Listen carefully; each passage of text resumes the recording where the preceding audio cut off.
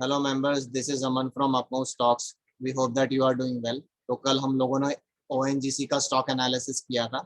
उसमें हमने बताया था कि जब तक शूटिंग स्टार कैंडल का हाई नहीं टूटेगा तब तक स्टॉक थोड़ा वीक रह सकता है। तो उसने आज कोशिश करी थोड़ा सा स्ट्रेंथ दिखाने की, बट कुछ मेजर नहीं कर पाया। बस एक ही पॉजिटिव साइन है कि उसने कल के क्लोज के ऊपर क्लोज किया।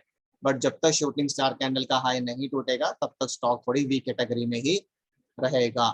और अगर उसके क्लोज के नीचे क्लोज करना शुरू कर देगा स्टॉक तो फिर उसमें फर्दर वीकनेस भी आ सकती है। आप पूरे डिटेल्स के लिए उसका वीडियो देख सकते हैं।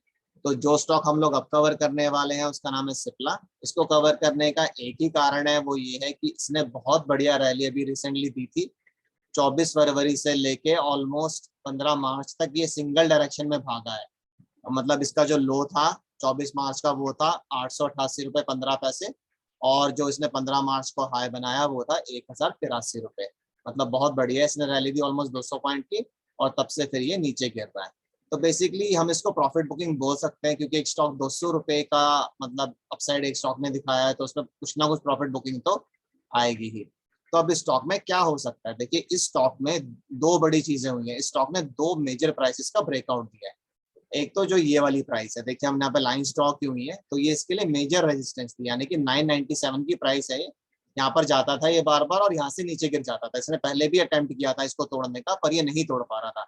तो एक तो ब्रेकआउट इसने ये दिया था 11 मार्च को इस बड़ी कैंडल के साथ, और दूसरा फिर ये छोटी भी एक रेजिस्टेंस बन रही थी इसमें, इस लाइन के थ्रू हमने आइडेंटिफाई करने की कोशिश करी है, जो कि अराउंड 984 985 के अराउंड आ रही है।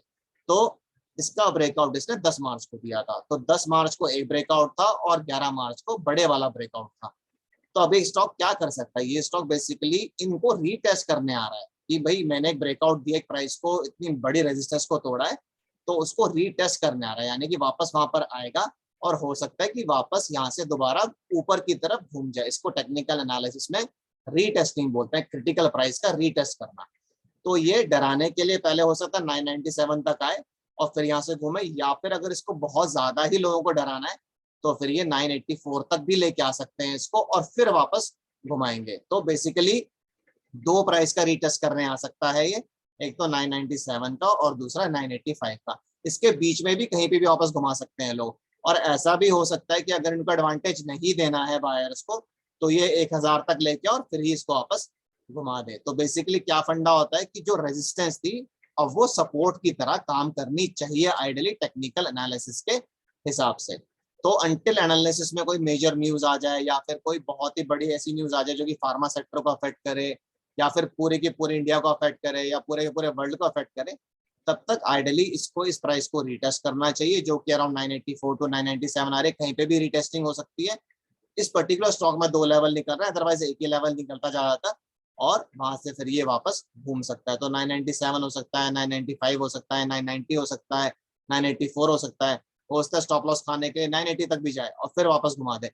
तो ये कुछ पॉसिबिलिटीज इसमें निकल कर आ रही हैं। हम गलत भी हो सकते हैं, बट जनरली टेक्निकल एनालिसिस में ऐसा माना जाता है कि अगर क्रिटिकल प्राइस का ब्रेकआउट आया है तो उसको रीटेस्ट करने स्टॉक या इंडेक्स जरूर वापस आता है। तो आपके लिए जो क्रिटिकल रेंज अब निकल कर आ रही है वो है 985 से लेके 997 तक। इस रेंज में इसको रीटेस्ट करना चाहिए और वापस यहाँ से घूम जाना चाहिए। अगर ये चालाकी करेंगे और मौका नहीं देना चाहते बायर्स को, तो फिर ये हो सकता है पहले भी घुमा दे, 1000 पे घुमा दे, 1002 पे घुमा दे, 1003 पे घुमा सकते हैं। तो इसमें ब्रेकआउट रीटेस्टिंग हम डिस्कस कर रहे हैं, इसलिए हमें लगा कि स्टॉक को डिस्कस करना चाहिए। और वैसे भी ये प्रॉफिट बुकिंग इसमें आ रही है, तो जिन लोगों ने यहाँ पर खरीदा उनकी थोड़ी सी हालत अभी टाइट हो रखी होगी कि इतनी स्पीड से नीचे गिर रहा है। तो देखते हैं कि हम सही होते हैं गलत होते हैं, बट टेक्निकल एनालिसिस के हिसाब से it should retest and move back from this particular range. तो अगर आपकी कुछ भी क्वेरीज, कंसर्न्स या सजेशंस हो तो आप उनको कमेंट बॉक्स में डाल दीजिएगा, हम उनका रिप्लाई करने की कोशिश करेंगे जल्दी से जल्दी।